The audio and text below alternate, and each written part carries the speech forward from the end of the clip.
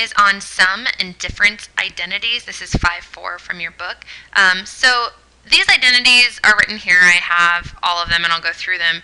And they may seem a little bit hairy at first, but I believe so did the quadratic formula when you guys all learned that. So if you can learn to memorize these, it's really only 3 equations that you need to remember, and then we'll look at the opposite or the difference version of those same things. And they're really helpful if you have if you're trying to find an exact value of a trig function and you're not given something that's on the unit circle, because usually you can break it up into different degrees or radians that are on the unit circle, and then you can get the exact value. So let's talk about what these sum identities are.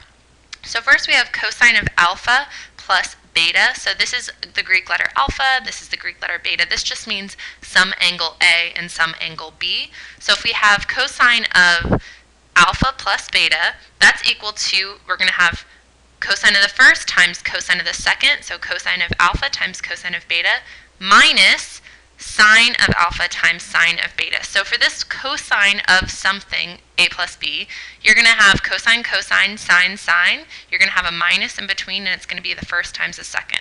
So that works the same if you have the negative. So if you had, let's look at the difference, cosine of alpha minus beta, you're still going to have cosine of the first times cosine of the second and sine of the first times sine of the second. But instead, because we had a plus and a minus in the first one, we're going to have a minus and then a plus here. So we're going to have cosine of the first times cosine of the second plus sine of the first times sine of the second. Okay, so let's look at sine. So for sine of alpha plus beta, now instead of having the cosines and the sines together, we're going to separate them. So we're going to have sine of the first times cosine of the second plus cosine of the first times sine of the second, and that is for plus. So for sine, if we have plus, we just continue to have plus, and when we have minus, we continue to have minus. So we have for sine of alpha minus beta, we have sine of the first times cosine of the second minus cosine of the first times sine of the second. So those are really important to memorize. Basically, those first two, if you can get cosine of alpha plus beta and sine of alpha plus beta, then you'll be able to remember the rest of these. Tangent of alpha plus beta is going to create a quotient. It's going to have a numerator and a denominator. For this tangent of alpha plus beta, we end up with plus on the top and minus on the bottom. For tangent of alpha minus beta, that minus is the one that dominates, so we have minus on the top, plus on the bottom. So for the tangent of alpha plus beta, we have tangent of the first plus tangent of the second over 1 minus tangent of the first times tangent of the second. For tangent of alpha minus beta, we have tangent of the first minus tangent of the second over 1 plus tangent of the first times tangent of the second. So you need to work on memorizing these. There is the possibility of a quiz on this information, so make sure that you have this information down, especially these sum identities. So let's do an example using this. So it says find the exact value of the trigonometric function sine of 15 degrees. So it's looking for like something with radicals in it probably, or a whole number. It's not looking for you to type in sine of 15 on your calculator if it asks for the exact value. So sine of 15, that's the same as sine of 45 minus 30, sine of quantity 45 minus 30 degrees. That's the same as sine of 15, right? Those two values are equivalent, which means that we're going to have sine of alpha minus beta, which means we have sine of the first times cosine of the second minus cosine of the first times sine of the second. And that simplifies to sine of 45 is just square root of 2 over 2. Cosine of 30 is square root of 3 over 2. This is why it's helpful to know all those values on your unit circle.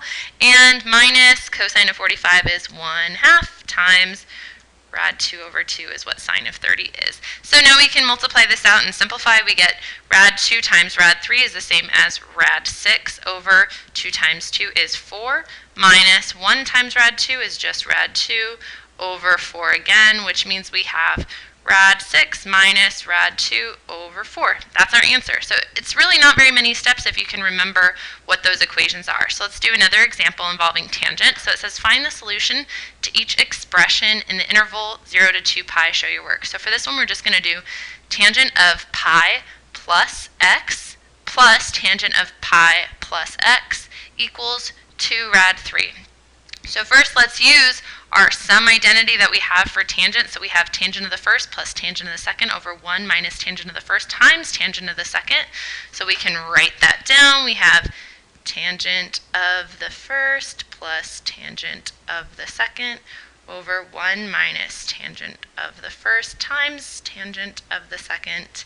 And we're going to do that again because we have two of them, so plus tangent of the first plus tangent of the second all over 1 minus tangent of the first times tangent of the second equals 2 rad 3. So tangent of pi, if we remember from our unit circle, over at pi our slope is 0, which means our tangent is 0. So we have some simplifications here. We have 0 plus tangent of x over 1 minus 0 times tangent of x plus 0 plus tangent of x over 1 minus 0 times tangent x equals 2 rad 3. So this 0 times tangent x business is going to cancel out. 0 times tangent x business is going to cancel out. Zeros cancel out, zeros cancel out. We end up with tangent x over 1, so just tangent x. Oh, I'm sorry, 2 tangent x. We had this plus that. So 2 tangent x over 1 is equal to 2 radical 3, which means that we just have tangent x equals rad 3. X is going to equal the arctan of rad 3, which means that x equals pi over 3 and 4 pi over 3. That's within the interval 0 to 2 pi. And that's your answer. So that is how the sum and difference formulas are going to work for sine, cosine, and tangent.